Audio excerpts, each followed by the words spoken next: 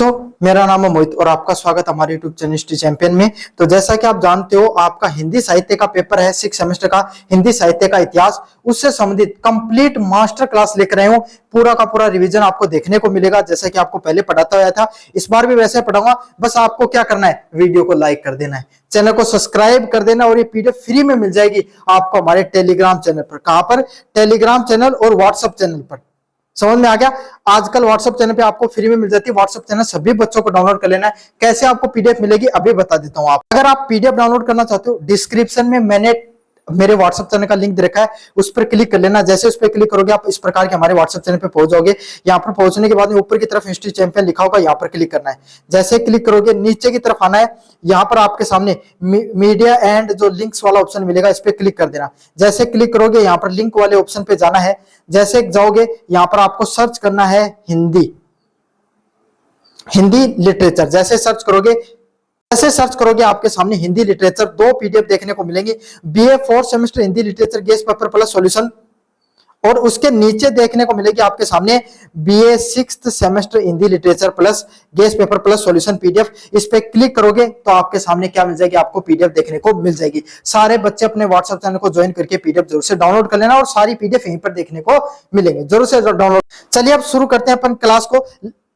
सबसे पहला प्रश्न है, हिंदी साहित्य के लेखन में काल विभाजन की समस्या का विवेचना करते हुए विभिन्न विद्वानों द्वारा किए गए काल विभाजन का परीक्षण कीजिए तथा उपयुक्त नामकरण को समझिए। तो हिंदी साहित्य के इतिहास में जो काल विभाजन की जो समस्या, उसके बारे में बताना है कि कैसे काल विभाजन किया गया, वो उसके पीछे क्या क्या समस्याएं रही, और उसमें जो अलग अलग विद्वानों ने काल विभाजन किया उसके बारे में भी आपको बताना है। चलिए प्रश्न की, हिंदी साहित्य का इतिहास अत्यंत विस्तृत और समृद्ध रहा है। मतलब अगर अपन बात करें हिंदी साहित्य के इतिहास की तो ये काफी बड़ा है ना। मतलब हिंदी साहित्य का चलन अब कितने सालों से चले आ रहा है, जब से आपके सामने हिंदी ने जन्म लिया उसके बाद में साहित्य लिखा गया। शुरुआत हमारे हिंदी साहित्य की शुरुआत की बात करें तो शुरुआती दौर में वैदिक काल में संस्कृत भाषा में भारत का साहित्य लिखा गया। उसके बाद में वक्त बदला, पाली, प्राकृत, और उसके बाद में जो क्षेत्रीय भाषाएं हैं, ब्रज भाषा, अवधी भाषा, अन्य जो क्षेत्रीय भाषाएं हैं उनका दौर देखने को मिला। लेकिन धीरे धीरे वक्त बदलता गया। देवनागरी लिपि का एक विस्तारीकरण होने के बाद में एक सरलीकरण भाषा देखने को मिली पूरे भारत के अंदर, जिसका नाम है हिंदी। और उसके बाद में उसी के ऊपर धीरे धीरे आम जन की भाषा बनती चली गई, और उसके बाद में हिंदी साहित्य का, उसके ऊपर जो साहित्य लिखा गया हिंदी में, वो हिंदी साहित्य का कालखंड रहा। साहित्य का व्यवस्थित अध्ययन के लिए आपको उसका काल विभाजन समझना आवश्यक माना गया है। अगर आप हिंदी साहित्य के इतिहास को समझना चाहते हो तो उसके काल विभाजन को भी समझना जरूरी है। क्या है भाई? उसके काल विभाजन को भी आपको समझना बहुत ज्यादा जरूरी है। काल विभाजन का अर्थ होता है साहित्य के विकास और उसकी प्रमुख प्रवृत्तियां, भाषा, शैली व सामाजिक ऐतिहासिक परिस्थितियों के आधार पर विभिन्न कालों में विभाजित करना। काल विभाजन नाम से पता चल रहा है, कोई भी चीज को उसको अलग अलग काल में, काल मतलब होता है समय के अनुसार आवंटित कर देना। समझ में आ गया? अब देखो एक छोटी सी चीज बताओ, जहां मान लो कि भाई कोई भी चीज है, जैसे मान लो क्रिकेट, मान लो अपना भारत को क्रिकेट है, तो इन अलग अलग दौर में देश कहां देखो, एक टाइम कपिल देव, रायो, फिर आपके सामने सचिन तेंदुलकर ने अच्छा खेला, फिर महेंद्र सिंह धोनी, है ना, फिर अपन विराट कोहली या रोहित शर्मा वाला दौर, और अब नया दौर। तो ऐसे बांट सकते हैं ना, उदाहरण देकर बता रहा हूं मैं। ऐसे ही आपके सामने क्या किया जा सकता है, हिंदी साहित्य ना उसको भी अलग अलग दौरों में बांटा जा सकता है। उसकी प्रमुख प्रवृत्तियां, भाषा, शैली तथा सामाजिक व ऐतिहासिक परिवर्तन, कैसे समाज में उसकी जो हिंदी साहित्य उसकी भाषा व शैली में परिवर्तन देखने को मिले। किंतु हिंदी साहित्य का काल विभाजन एक जटिल समस्या रही। क्यों भाई? कोई भी टाइम ने, अब मान लो कोई मैं तो कपिल देव ने, मतलब सचिन तेंदुलकर की जगह आपके सामने सौरव गांगुली रखना चाहूं, भाई आपका ओपिनियन है ये, तो ऐसा नहीं कि आप उनका अपमान कर, लेकिन मान लीजिए कोई आदमी का ओपिनियन है, किसी इंसान का और दूसरे खिलाड़ी को बड़ा मानता हो, है ना, तो यही आपके सामने, तो हिंदी साहित्य में भी आपके सामने अनेक टाइप के इतिहासकार हुए, और उनके काल खंड को जब बांटा जाता है तो काफी के नाम से बांटा जाता है, काफी को हिंदी भाषा के जैसे साहित्य की रचना उसके आधार पर बांटा जाता है। तो एक बड़ी समस्या है, जल्द आसानी से बटे को नहीं, क्योंकि अलग अलग विद्वानों का अपने अपने दृष्टिकोण में इसका विभाजन किया। तो मैं यही तो बताऊं कि भाई जहां आप क्रिकेट को उदाहरण देके था समझे, कोई आदमी को नहीं बढ़िया लगा भाई सचिन तेंदुलकर को, सौरव गांगुली को नाम देते, कोई राहुल द्रविड़ को नाम देते, कोई ने विराट कोहली बढ़िया को लगा वो रोहित शर्मा को नाम देते, कोई ने धोनी बढ़िया को लगा भाई कहते भाई मैं तो गौतम गंभीर को रोमांस को। सबकी अपनी अपनी समझ है भाई अपने, है ना। तो यही बात हिंदी साहित्य में भी लागू है कि हर विद्वान का अपना अपना मत था। अब वो अपने हिसाब से हिंदी साहित्य को आवंटन करने की बात कर सकते हैं। इसीलिए समस्या ज्यादा बड़ी नजर आती है कि आपके सामने जो हिंदी साहित्य है उसका कालखंड कैसा बांटा जाए। सबसे पहला है काल विभाजन की समस्या। क्या विभाजन की समस्या रही? हिंदी साहित्य का विकास एक निरंतर प्रक्रिया है। અહીંયા કોની हिंदी साहित्य को विकास आपा सुबह उठा मतलब सुबह उठा और उठता ही हिंदी साहित्य को विकास हो लंबो टाइम लाग्यो एक अंदर। किसी एक निश्चित वर्ष और किसी एक साहित्यिक युग का प्रारंभ अंत मानना कठिन है। बिल्कुल, यह एक बहुत बड़ी समस्या है कि आपा जब कोई भी कालखंड को विभाजन करा तो यो कह देना बहुत मतलब ये कह देना बहुत ज्यादा मुश्किल हो जाता है कि इस साहित्यिक काल की शुरुआत यहां से लेकर यहां तक हुई है उनके। यही बात ना भाई, इसीलिए ज्यादा कठिन पड़ता है ना। फिक्स टाइम पीरियड में बांट देना कोई भी साहित्यकार ने। अब अया थोड़ी है कि मान लो कि प्रेमचंद युग की बात करा था, एक प्रेमचंद युग ने एक फिक्स टाइम पीरियड में आपा देखा, लेकिन उसमें और भी साहित्यकार हुए। तो कोई साहित्यकार है 1900 मान लो 1900 से शुरू कर दे, कोई उन्हें 1890 से शुरू कर दे कोई साहित्यकार, आप आपका मता के हिसाब से उन्हें बांट नहीं। यही कारण है कि काल विभाजन को लेकर विद्वानों का एक मत नहीं है। यही एक कारण, मोटो कारण यही है कि विद्वान आप आपके हिसाब से चीजें न बांटते हैं। विभिन्न विद्वानों का काल विभाजन। आचार्य रामचंद्र शुक्ल के काल विभाजन सबसे अधिक प्रसिद्ध व प्रमाणिक माने गए। लेकिन फिर भी अपने को कोई ना कोई एक ऐसा व्यक्तित्व है, ऐसे विचारधारा वाले व्यक्ति को जरूर मानना पड़ेगा जिन्होंने साहित्य की रचना अपने हिसाब से, जिसका मतलब भाई एक साहित्यकार तो कम से कम ऐसा पकड़ना ही पड़ेगा, है ना, जिसने क्या किया भाई साहित्य की एकदम ऑथेंटिक माना जाए, जिसने एकदम सही तरीके से विभाजन किया जाए। तो हिंदी साहित्य के काल विभाजन में सबसे ज्यादा सही और सटीक किसको माना जाता है? आचार्य रामचंद्र शुक्ल को माना जाता है। उन्होंने हिंदी साहित्य को 4 काल विभाजनों में आवंटित किया। उन्होंने क्या किया भाई आपके सामने, उन्होंने हिंदी साहित्य को 4 अलग अलग भागों में आवंटित करने का काम किया। इसमें क्या है? सबसे पहला है आदिकाल। आदिकाल क्या है? वीर गाथा का काल बोला जाता है। बहुत मतलब पुराना टाइम में एकदम, जया मान लो अपने राजस्थान के साहित्य की बात करा एक अंदर, जैसे कि पृथ्वीराज रासो लिखे हुए, ये वो समय कालखंड हुआ करता था जब जो साहित्यकार हुआ करते थे वो राजा के संरक्षक के रूप में काम करते थे। जैसे कि कोई राजा के राज दरबार में रहते थे और राजा के द्वारा कोई युद्ध लड़ा जाता, उसकी प्रेम की कहानियां हुआ करती थी, उनके बारे में वो लिखा करते थे। इसमें इस कालखंड के अंदर मुख्यतः राजाओं की युद्ध की कहानियां आपको देखने को मिलती हैं।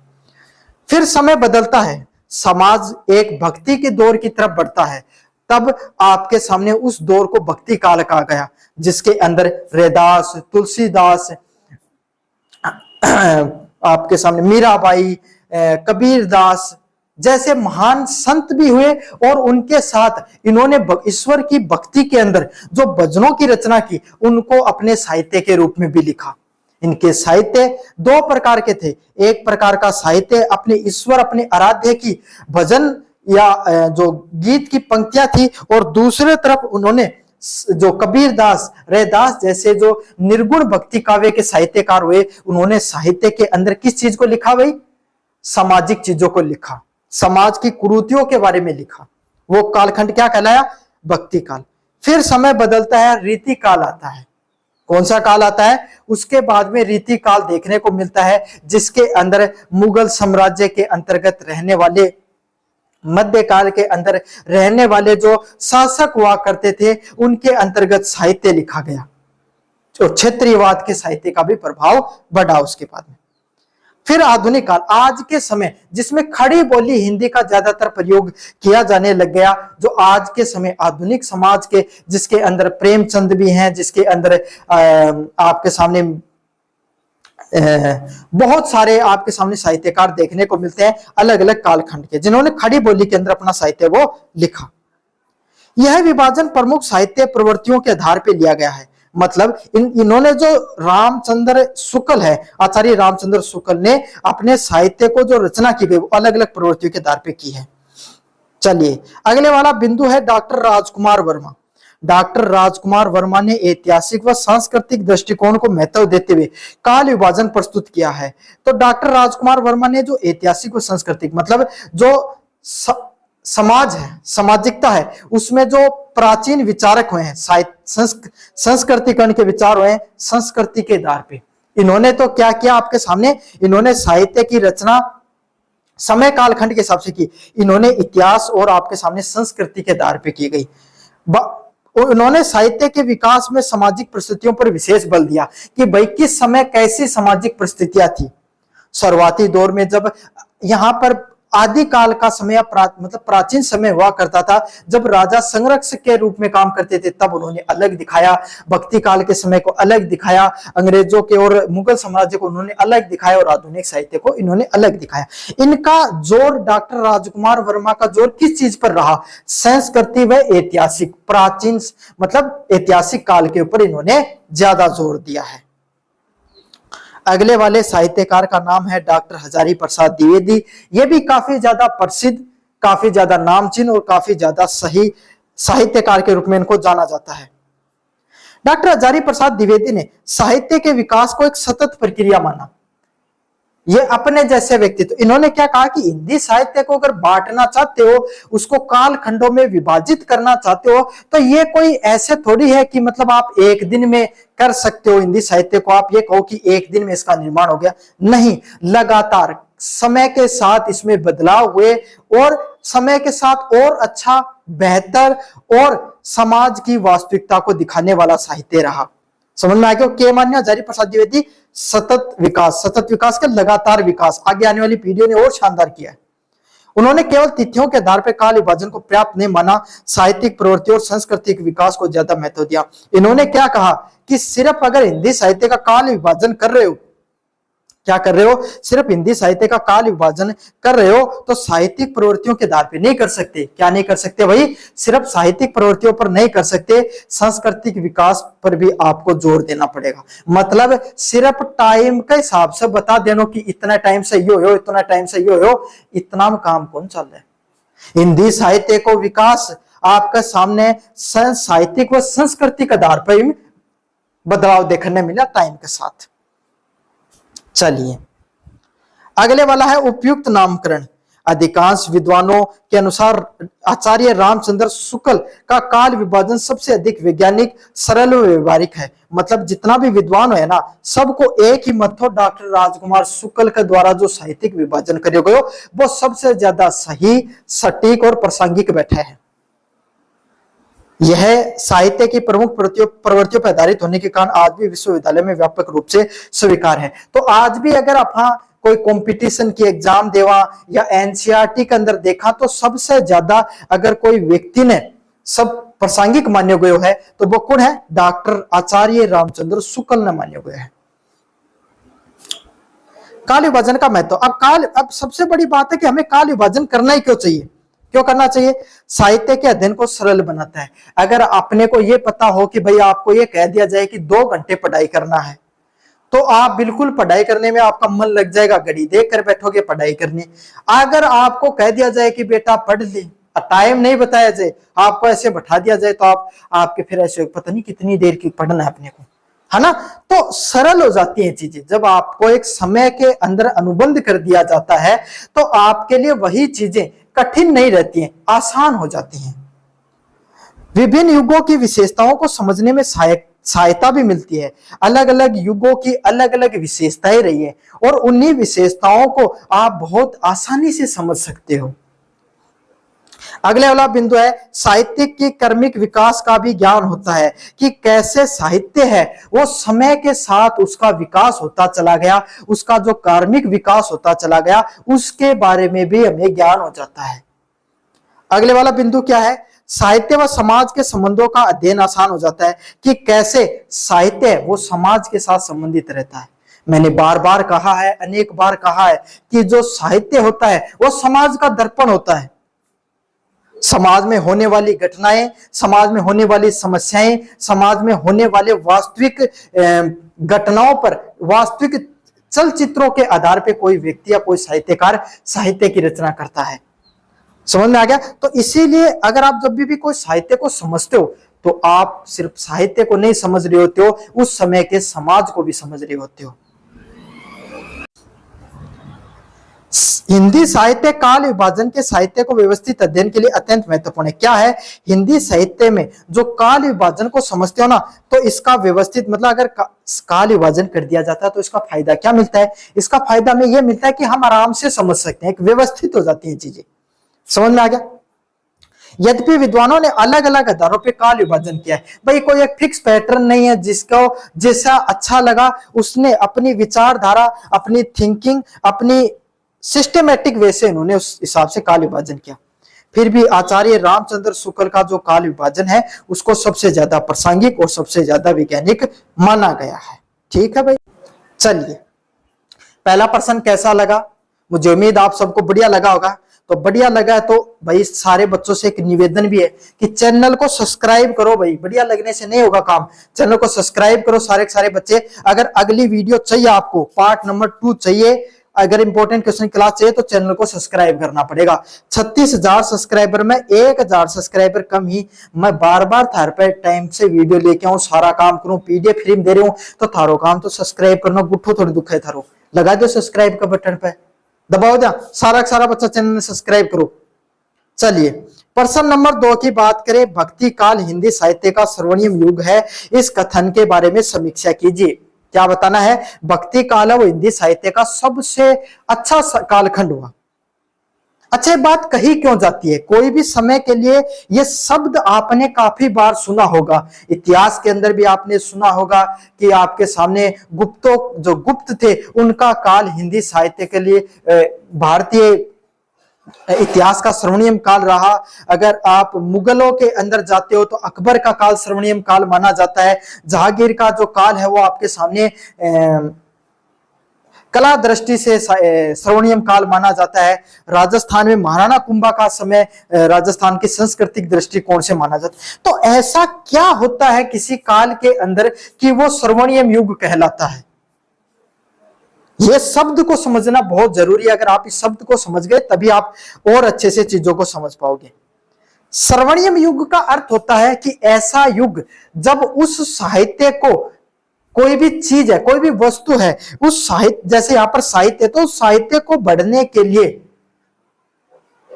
आपके सामने क्या हुआ? समाज ने भी बहुत ज्यादा प्रोत्साहित किया, या फिर यह वो साहित्य है उसको आगे बढ़ाने में जो वहां के बड़े बड़े साहित्यकार हुए उनका बहुत बड़ा योगदान हुआ। और उस साहित्य का जो प्रभाव है वो उस समय नहीं था, आज तक भी दिखाई देता है।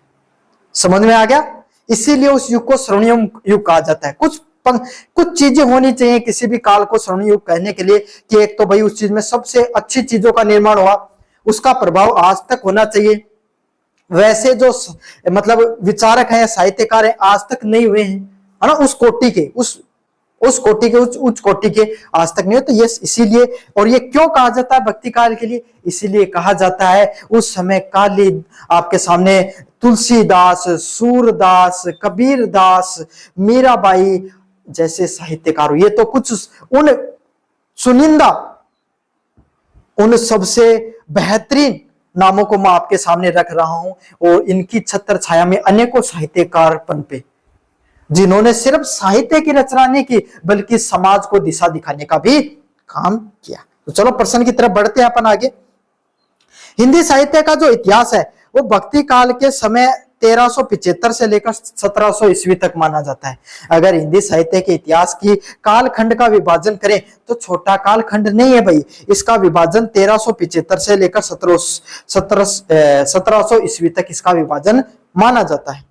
इस काल में जैसा कि इसका नाम है, भक्ति भावना, आध्यात्मिक चेतना, सामाजिक सुधार व लोक मंगल की भावना का व्यापक रूप से विस्तार हुआ। क्या हुआ? समाज में किस किस चीज को बढ़ावा मिला? भक्ति को बढ़ावा मिला, क्योंकि समाज के अंदर कुरीतियां बहुत ज्यादा फैलने लग गई थी। वैदिक काल के अंदर ज्यादातर यज्ञ पद्धति, बलि प्रथाएं और तीर्थ यात्राओं पर ज्यादा जोर दिया जाने लग गया, जिससे और साथ के साथ भारत में मुस्लिम आक्रमणकारियों ने काफी हिंदुओं को प्रताड़ित करने का काम किया, एक बड़े बहुसंख्यक वर्ग को, जिससे समाज है उसमें काफी कुरीतियां फैलने लग गई। तो उन कुरीतियों को कम करने के लिए, भगवान की भक्ति का सरलीकरण करने के लिए एक दौर की जरूरत थी। वो दौर भक्ति काल का आया, जिसमें जो साहित्य जिनमें जो संत हुआ करते थे, उन संतों ने ईश्वर की भक्ति का जो मार्ग है उसको भजनों के माध्यम से, उनके प्रेम मार्ग से उन्होंने बताया।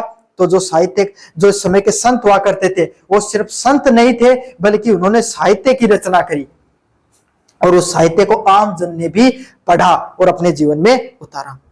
इस समय की बात करें, इसमें कबीरदास, सूरदास, तुलसीदास, मीराबाई जैसी और रैदास जैसे प्रमुख साहित्यकारों का नाम देखने को मिलता है। महान कवियों ने अपनी रचनाओं के द्वारा हिंदी साहित्य को समृद्ध बनाया। ये साहित्यकार हैं, ये सिर्फ साहित्य तक ही सीमित नहीं रहे बल्कि इन्होंने सामाजिक चेतना को भी आगे बढ़ाने का काम किया और ऐसे साहित्य की रचना की जिसको अगर आज भी अगर आप पढ़ते हो तो उतना ही प्रासंगिक लगता है। आज भी आप रामचरितमानस को आपने पढ़ा होगा, हनुमान चालीसा को पढ़ा होगा आपने, कबीर दास के दोहे सुने होंगे, आज भी सुन लो वैसे के वैसे लगते हैं। मीराबाई की पंक्तियां कभी गाई होंगी। उत्कर्ष साहित्यिक उपलब्धियों के कारण अनेक विद्वानों ने भक्ति काल को हिंदी साहित्य का स्वर्णिम युग कहा है। तो ऐसी जो उपलब्धियां की उस समय के साहित्यकारों को जब आज भी पढ़ते हो तो आज भी उतने प्रासंगिक लगते हैं। इसीलिए उस समय के दौर को क्या कहा जाता है? हिंदी साहित्य का स्वर्णिम युग कहा जाता है। मुख्य भाग, भक्ति काल को स्वर्णिम युग कहे जाने का आधार, मतलब हम क्यों कह रहे हैं स्वर्णिम युग? पहला है महान कवियों का युग। ये ऐसे दौर रहा जहां पर बहुत बड़े बड़े कवि हुए, जैसे कि कबीरदास। कबीर भक्ति काल के अंदर जो साहित्य था वो दो भागों में बट गया। साहित्यकार दो भागों में बटे। पहले थे निर्गुण और सगुण। निर्गुण वो जो ईश्वर के निराकार रूप को मानते थे कि इस सृष्टि में जो ईश्वर है वो हर कण कण में व्याप्त है, वो सिर्फ निर्गुण ब्रह्मा को मानते थे। दूसरे हुए सगुण, जो ईश्वर के साकार रूप को मानते थे, उनकी मूर्ति पूजा में विश्वास रखते थे। जैसे तुलसीदास ने अपने आराध्य किसको माना? भगवान राम को। सूरदास ने किसको माना? मीराबाई और सूरदास ने भगवान कृष्ण को। समझ में आ गया? तो इसीलिए ये साहित्य वो दो भागों में बंटकर लिखा गया। कबीरदास निर्गुण भक्ति के प्रमुख कवि हुए। तुलसीदास ने राम भक्ति के ऊपर अपना साहित्य लिखा और ऐसा साहित्य लिखा आज भी इनकी टक्कर या इनका बराबरी का साहित्य शायद राम भक्ति पर नहीं लिखा गया। सूरदास कृष्ण भक्ति, मीराबाई ने कृष्ण प्रेम और मलिक मोहम्मद जैसी ने प्रेम श्री काव्य के लिखा गया। मलिक मोहम्मद जैसी मुस्लिम समुदाय से होते हुए भी भगवान कृष्ण के ऊपर इन्होंने ऐसा साहित्य लिखा है जो सद्भावना को एक अलग रूप देता है कि एक व्यक्ति जो दूसरे धर्म से ताल्लुकात रखता है लेकिन फिर भी आपके सामने भगवान कृष्ण के ऊपर साहित्य को लिख रहा है, दूसरे धर्म के ऊपर साहित्य को लिख रहा है। भक्ति की चार प्रमुख शाखाएं हुई। भक्ति काल के अंदर चार प्रमुख शाखाएं हुई। पहली थी ज्ञानाश्री शाखा। ज्ञानाश्री शाखा के अंदर आपके सामने जो निर्गुण ब्रह्मा को मानने वाले जितने भी साहित्यकार हुए, जैसे रैदास थे, कबीरदास थे, ये ज्ञान के माध्यम से ईश्वर की प्राप्ति की बात करते थे। ईश्वर का साकार रूप नहीं मानते थे, ईश्वर का एक ही रूप मानते थे कि हर कण कण में ईश्वर व्याप्त है और उनकी जो ज्ञान, मतलब ज्ञान के माध्यम से आप ईश्वर को प्राप्त कर सकते हो। अगले वाला मार्ग हुआ जिसमें मलिक मोहम्मद जैसी या आपके सामने मीराबाई को भी हम जोड़ सकते हैं, जिन्होंने किसका माना? प्रेम मार्ग, कि ईश्वर की प्राप्ति के लिए आपको क्या करना पड़ेगा? ईश्वर के भजन करो, उसमें लीन रहो, है ना, उनसे प्रेम करो भगवान से। समझ में आ गया? जैसे जो मीराबाई है वो आपके सामने अपने पति प्रेम के रूप में उनको स्वीकार करती थी। अगले वाला दौर था, अगले वाली शाखा थी राम भक्ति शाखा। वे साहित्यकार और वो संत जिन्होंने ईश्वर की भक्ति के अंदर भगवान राम को अपना आराध्य माना और उनके ऊपर अपना साहित्य की रचना करी, वो कौन थे भाई? राम भक्ति शाखा के साहित्यकार थे। अगले वाले हैं कृष्ण भक्ति शाखा के। वे साहित्यकार जिन्होंने भगवान कृष्ण को अपना आराध्य देव माना और उन्हीं के ऊपर उन्होंने साहित्य की रचना की। इन सभी धाराओं ने हिंदी साहित्य की विविधता व समृद्धि को प्रदान करने की काम किया। इन सभी जो अलग अलग प्रकार की जो शाखाएं हैं, इन सब का भाई शाखाओं का अपना अपना महत्व और सब ने हिंदी साहित्य को एक नए उच्च कोटि प्रदान करने का काम किया। चलिए अब सिर्फ साहित्य के अंदर भगवान की भक्ति का ही बढ़ावा नहीं हुआ है, बल्कि लोक भाषा का भी बढ़ावा देखने को मिल रहा है। भक्त कवियों ने संस्कृत के स्थान पे अवधी, ब्रज व सदुकड़ी जैसी लोक भाषाओं की रचना करी। कबीरदास जैसे व्यक्तित्व थे, साहित्यकार थे, जिन्होंने सदुकड़ी, साधुओं की भाषा, मतलब ऐसी खींचड़ी भाषा जिसके अंदर जहां गए, जैसे अवधी के कुछ शब्द मिलेंगे, ब्रज भाषा के कुछ शब्द मिलेंगे, अपने डिंगल पिंगल भाषा के कुछ शब्द मिल जाएंगे, है ना। ऐसे हर प्रकार के जहां जहां पर घूमते चले गए, भ्रमण करते थे, जहां जहां पर जाते थे वहां के कुछ शब्द इनको याद हो जाते थे, उन्हीं के ऊपर उन्होंने साहित्य रख लिया। तो ऐसी भाषा को साधुओं की भाषा, उसको सदुकड़ी भाषा कहा जाता था। अवधी भाषा, भगवान राम के ऊपर जिन्होंने साहित्य को लिखा, लगभग ने अवधी भाषा पर लिखा, और भगवान कृष्ण पे साहित्य लिखा गया, वो ब्रज भाषा में लिखा गया। अब इस साहित्यकार की यही तो एक खूबी रही कि इन्होंने क्षेत्रीय भाषाओं को बढ़ावा दिया। और क्षेत्रीय भाषा में जब कोई भी व्यक्ति जब साहित्य को एक तो आसानी से पढ़ सकता है, इसीलिए ज्यादा लोगों ने पढ़ा इस समय के साहित्य को। आम जनता इस साहित्य से जुड़ी, सिर्फ पढ़े लिखे लोग ही नहीं, आम जनता भी साहित्य से ज्यादा जुड़ी, इसीलिए लोगों पर ज्यादा प्रभाव पड़ा और क्षेत्रीय भाषाओं को भी एक नई पहचान है वो मिली।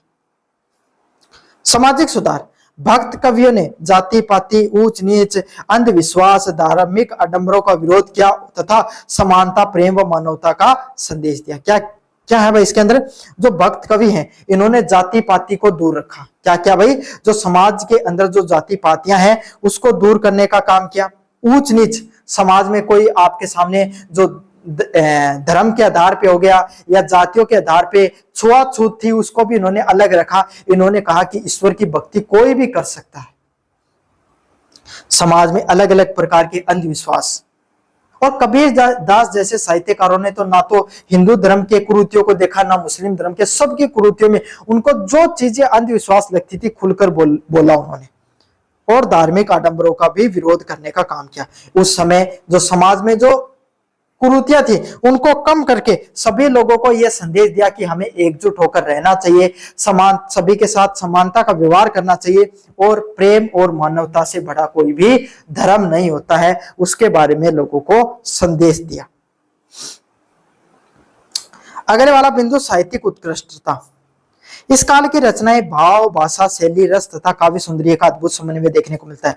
जो कालखंड हुआ ना, इसमें भाव, भक्ति भावना की एक अलग ही कला देखने को मिलती है। क्या देखने को मिलती है? भक्ति भावना को एक अलग ही दृष्टिकोण से इसमें देखा गया है। शैली, अलग अलग शैलियों का प्रयोग किया गया। दोहा शैली, इस समय अलग अलग रस, चाहे वात्सल्य रस हो गया, चाहे भक्ति रस हो गया, चाहे श्रृंगार रस हो गया, अलग अलग रसों का भी खूब सारा प्रयोग देखने को मिलता है। और काव्य सौंदर्य की जो रचना है उसमें भी अद्भुत कला, अद्भुत छटा आपको देखने को मिलती है। चलिए अगले वाला बिंदु, आलोचनात्मक दृष्टिकोण। कुछ विद्वानों का मत है कि भक्ति काल का साहित्य मुख्यतः धार्मिक विषयों तक सीमित रहा, लौकिक जीवन का चित्रण उपेक्षाकृत कम हुआ। अब काफी विद्वानों का भाई कमियां है तो कुछ कमियां, कुछ चीजें भी, कुछ अच्छाइयां तो कुछ कमियां भी निकलती हैं। तो कुछ लोगों का यही मानना था कि इस समय जो साहित्य है ना वो ज्यादा भक्ति के आसपास ही था। समझ में आ गया? लौकिक जीवन मतलब जो लोगों का जो जीवन था ना, समाज के बारे में कम बताया गया, उस भक्ति पर ज्यादा जोर रहा।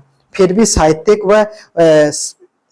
और सामाजिक उपयोगिता अत्यंत व्यापक है। फिर भी समाज पर इस साहित्य का जितना प्रभाव पड़ा ना, शायद ही किसी कालखंड के साहित्य का पड़ा होगा।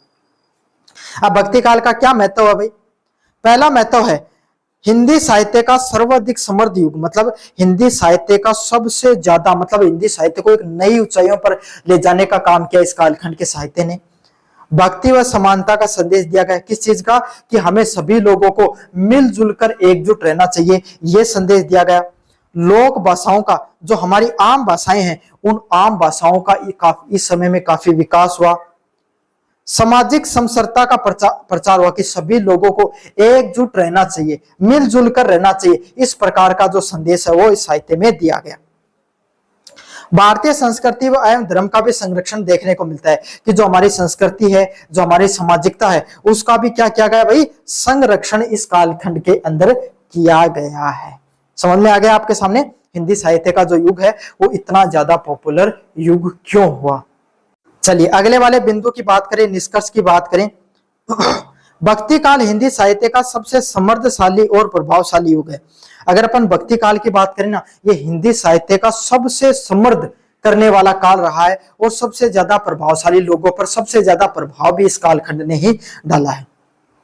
इस काल के कवियों ने भक्ति के साथ साथ सामाजिक सुधार को भी बहुत जोर दिया। इस काल के जितने भी कवि है ना, इन्होंने किस चीज पर भी जोर दिया? भक्ति के साथ साथ जो समाज में जो सुधार होने चाहिए उस सामाजिक सुधार पर भी उनका बहुत ज्यादा जोर रहा। अनेकों अनेक नैतिक मूल्यों के बारे में बताया गया, इसीलिए इसको क्या कहा जाता है? हिंदी साहित्य का स्वर्णिम युग भी कहा जाता है। चलिए अगले वाले प्रश्न की तरफ बढ़ते हैं। छायावाद की प्रमुख विशेषताओं की विवेचना करते हुए सिद्ध कीजिए छायावाद आधुनिक हिंदी कविता का स्वर्णिम काल है। तो छायावाद की प्रमुख विशेषताओं के बारे में बताना है और छायावाद को आधुनिक हिंदी कविता का स्वर्णिम काल भी कहा जाता है। अगर पीडीएफ अब तक नहीं डाउनलोड करी है ना, तो बहुत डिस्क्रिप्शन में व्हाट्सएप को लिंक दे रखा है, जाओ और जाके पीडीएफ फ्री में डाल रखिए, जाके ज्वाइन कर लो। साथ के साथ अगर अब तक चैनल ने सब्सक्राइब नहीं करे, कर दो भाई। चैनल ने सब्सक्राइब करने थारो तेज है। धीरे धीरे कोशिश करूंगा कि कंपटीशन एग्जाम की भी जब कॉलेज में पढ़ाए ना है, कंपटीशन में भी पढ़ाऊं। चलिए, हिंदी साहित्य के आधुनिक काल में छायावाद का विशेष स्थान है। क्या है? हिंदी साहित्य के आधुनिक काल की बात करें तो उसमें छायावाद का एक बहुत ही महत्वपूर्ण योगदान है। छायावाद के बिना आपके सामने हिंदी साहित्य वो अधूरा रहता है। इसका समय सामान्यतः 1918 से लेकर 1936 तक माना गया है। छायावाद का युग कब से कब तक माना गया भाई? ये कालखंड जरूर याद कर लेना। 18 वर्ष का समय था, 1918 से लेकर 1936 तक। छायावाद ने हिंदी कविताओं को नई संवेदनाएं देने का काम किया। क्या काम किया? नई भावनाएं, नई संवेदनाएं देने का काम किया। कल्पनाशीलता और सौंदर्य बोध व आत्मभूति प्रदान करने का काम किया। क्या किया? लोगों को सोचने पर मजबूर कर दिया, लोगों की कल्पनाओं को जीवित करने का काम कर दिया। आत्म अनुभूति, आत्मा की अनुभूति देने का काम किया कि लोग और ज्यादा जागृत हों। इस युग के 4 कवि जयशंकर प्रसाद, सूर्यकांत त्रिपाठी निराला, सुमित्रा नंदन पंत और महादेवी वर्मा हैं। शायद आपने भी कभी ना कभी इन चारों साहित्यकारों को जरूर से पढ़ा होगा। कौन कौन? जयशंकर प्रसाद, सूर्यकांत त्रिपाठी निराला, सुमित्रा नंदन पंत और महादेवी वर्मा। इनके छायावाद के 4 स्तंभ माना जाए। इनको क्या माना जाता है? छायावाद का मात्र 18 साल का साहित्य रहा। इसके अंदर इन 4 साहित्यकारों ने अपनी तुति बुलाई गई। ठीक है, इन अपनी उत्कर्ष साहित्य उपलब्धियों के कारण छायावाद को आधुनिक हिंदी कविता का स्वर्णिम युग माना जाता है। क्या माना जाता है? इनकी जो साहित्यिक उपलब्धियों के कारण ही इनको आधुनिक हिंदी कविता का स्वर्णिम युग, मतलब जैसे कि भक्ति काल को भारतीय हिंदी साहित्य का स्वर्णिम युग काल माना जाता है, वैसे ही आधुनिक हिंदी कविता का स्वर्णिम युग किसको माना जाता है भाई? छायावाद को माना जाता है। उस समय के जो चारों प्रमुख साहित्यकार हैं, इन्होंने समाज के वास्तविक दर्पण को एकदम हुबहू उकेरा अपने साहित्य के माध्यम से। चलिए, छायावाद की प्रमुख विशेषताओं की बात करें। व्यक्तिवाद की भावना। छायावाद के कवियों ने व्यक्तियों की भावना, अनुभवों और आत्म चेतना का प्रमुख स्थान दिया। क्या किया गया? जो छायावाद के जितने भी कवि रहे ना, इन्होंने कोई भी व्यक्ति की भावना है, क्या है? कोई भी व्यक्ति की जो भावनाएं है उनको हुबहू उकेरने का काम किया। साथ के साथ उनके अनुभव तथा आत्म चेतना को भी प्रमुख स्थान दिया गया।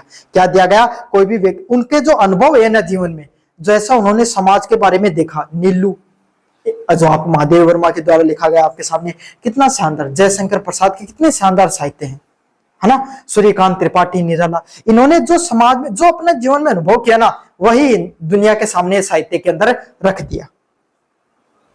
प्रकृति चित्रण, खास करके जयशंकर प्रसाद का प्रकृति चित्रण शायद ही उन जैसा कोई कर सकता है। प्रकृति को केवल दृश्य रूप में नहीं बल्कि मानव की भावनाओं के रूप में अभिव्यक्ति देने का काम किसके द्वारा किया गया भाई? जयशंकर प्रसाद जैसे आपके सामने छायावाद के कवियों के द्वारा किया गया। महादेव वर्मा ने भी काफी साहित्य प्रकृति के ऊपर लिखा है। इन्होंने सिर्फ प्रकृति को प्रकृति के रूप में इन्हें दिखाया। जैसे मनुष्य के अंदर भावनाएं होती हैं, वैसे प्रकृति के अंदर की भावनाओं को, या मनुष्य जब प्रकृति के साथ जब जीवन जोड़ता है तो उसके अंदर कैसी भावनाएं उत्पन्न होती हैं, उन सभी भावनाओं को हुबहू केरने का इनके द्वारा काम है वो किया गया। समझ में आ गया? चलिए, रहस्यवाद और आध्यात्मिकतावाद। छायावाद कविता में आत्मा, ईश्वर, प्रेम व जीवन के रहस्यों का सूक्ष्म चित्रण देखने को मिलता है। क्या होता है, छायावाद की जो कविता है ना, उसमें आत्मा का भी आपको परिचय देखने को मिलेगा, आपको ईश्वर का भी परिचय देखने को मिलेगा, और प्रेम और जीवन के भी बारे में आपको पता चलता है। समझ में आ गया। तो छायावाद की जो कविता है उसमें अनेकों अनेक स्वरूप देखने को मिलेंगे, चाहे आत्मा का होगा, चाहे ईश्वर का होगा, चाहे प्रेम का होगा, चाहे जीवन का होगा। सबके रहस्यों को आपके सामने बहुत ही सूक्ष्म हल्के तरीके से उकेरा गया है। अगला वाला बिंदु सौंदर्य और कल्पना। सौंदर्य बोध कल्पनाशीलता व कोमल भावनाओं के सुंदर अभिव्यक्ति इस युग के सबसे प्रमुख विशेषता है। क्या है, सौंदर्य बोध, मतलब जो इतनी सुंदरता से हिंदी साहित्य को उकेरा गया है, जब आप उनको पढ़ते हो तो आपकी कल्पना शक्ति है ना, वो भी जागृत हो जाती है। क्यों, समाज की एकदम वास्तविकता दिखाई गई। जब समाज की एकदम वास्तविकता दिखाई जाना तो थाने भी लगा कि यह चीज तुम्हारे साथ भी जीवन में हो रही है, या तो मेरे साथ भी हो, तो रिलेट कर पाओ। जब इंसान कोई भी साहित्य से रिलेट कर पाओ ना, तब क्या हो पाओ, आपके सामने वो साहित्य ज्यादा पॉपुलर हो पाए। तथा कोमल भावनाओं को सुंदर अभिव्यक्ति की है, तथा क्या किया गया है, जो कोमल भावनाएं हैं उसकी सबसे सुंदर अभिव्यक्ति उनके द्वारा की गई है। अगले वाला बिंदु है राष्ट्र प्रेम व मानवतावाद। छायावादी कवि ने राष्ट्रीय चेतनाओं तथा मानवतावाद के आदर्शों को भी अपनी रचनाओं के स्थान दिया गया है। क्या क्या, अनेकों अनेक प्रकार के जो छायावादी कवि हैं उन्होंने राष्ट्रीय चेतना, मतलब देशभक्ति की जो भावना है, क्या है, जो देशभक्ति की भावना ना, उसको बढ़ा चढ़ाकर पेश करने का काम किया गया। क्या किया गया, जो देशभक्ति की भावना है उसको बढ़ा चढ़ाकर पेश किया गया। मानवतावाद के जो आदर्श हैं, क्या है, मानवतावाद के जो आदर्श हैं उनको आपके सामने, पूरी दुनिया के सामने रखा गया।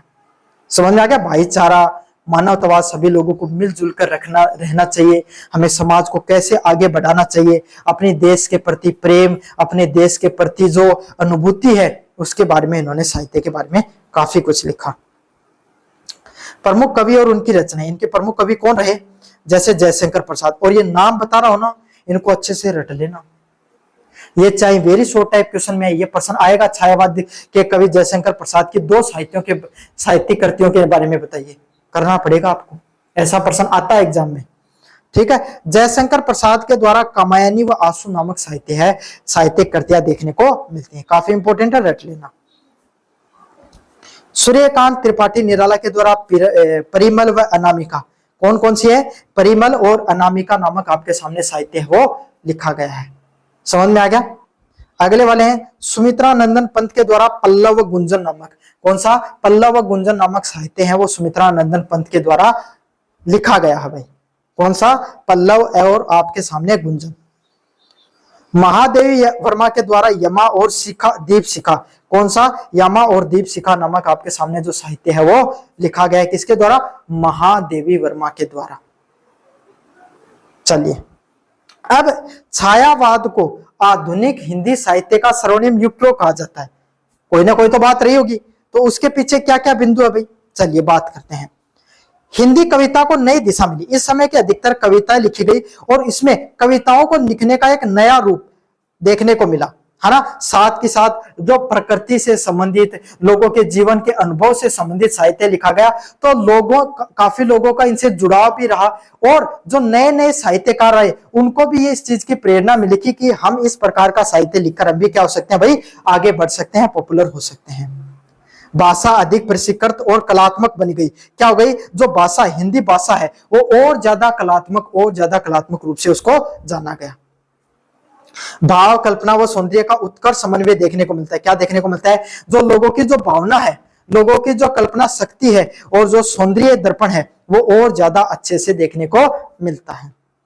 आधुनिक काव्य की मजबूत नींव रखी गई। क्या हुए, जो आधुनिक साहित्य है, आधुनिक समय का जो काव्य है उसको और ज्यादा अच्छे से देखने को मिलता है। मतलब सीधी सीधी बात है कि भाई जब कोई भी दीवार हो या कोई भी घर बनाया जाओ कि अगर नींव मजबूत हो तो घर बढ़िया बना, तो अन लोग हिंदी साहित्य को क्या करो, एकदम नींव मजबूत रखी, जिससे आगे जाके के हिंदी साहित्य की एक अलग पहचान बनी।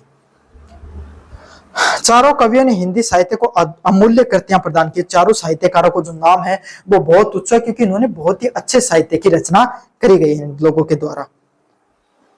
चलिए, निष्कर्ष, छायावादी हिंदी साहित्य का अत्यंत महत्वपूर्ण काव्य योगदान है। क्या है? छायावादी जो दौर है वो हिंदी साहित्य का सबसे महत्वपूर्ण काव्य आंदोलन है, काव्य के ऊपर सबसे बड़ा आंदोलन है। इसमें इन्होंने हिंदी कविताओं के लिए नवीन संवेदनाएं, आत्म अनुभूति, प्रकृति प्रेम व कलात्मक अभिव्यक्तियां प्रदान की। इस समय क्या हुआ?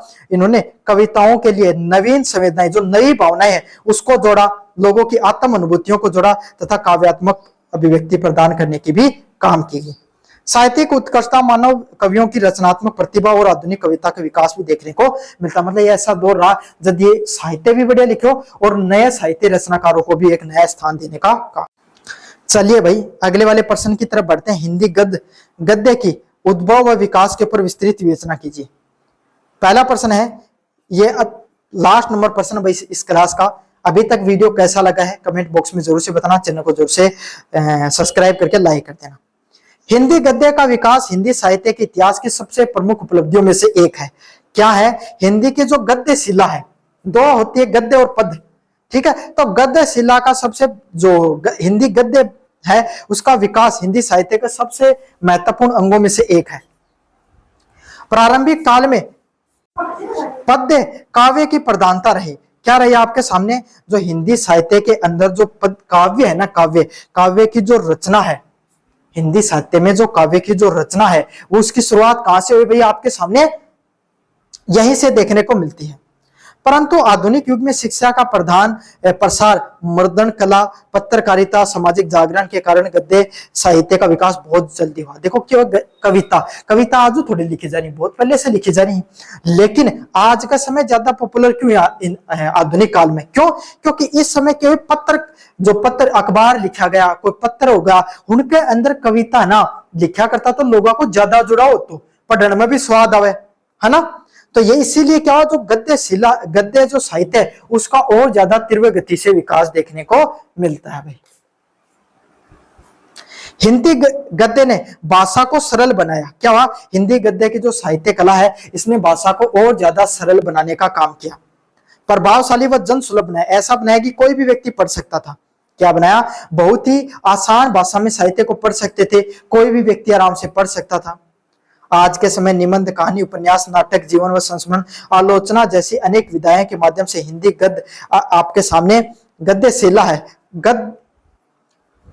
वो अत्यंत समृद्ध हो गई है। मतलब आज के समय अलग अलग प्रकार के साहित्य लिखे गए हैं जिसमें आपके सामने चाहे नाटक हो गए, चाहे उपन्यास हो गए, चाहे संस्मरण हो गए, उनकी आपके सामने देखने को मिलती है।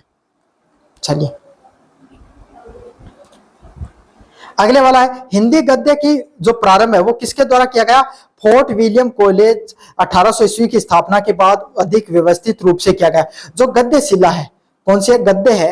हिंदी गद्य है, गद्य भाग है, वो उसकी शुरुआत 1800 के अंदर फोर्ट विलियम कॉलेज के अंदर की गई, जिसके अंदर क्या था? इस काल में लल्लू लाल ने, प्रेम सागर व सदल मिश्र ने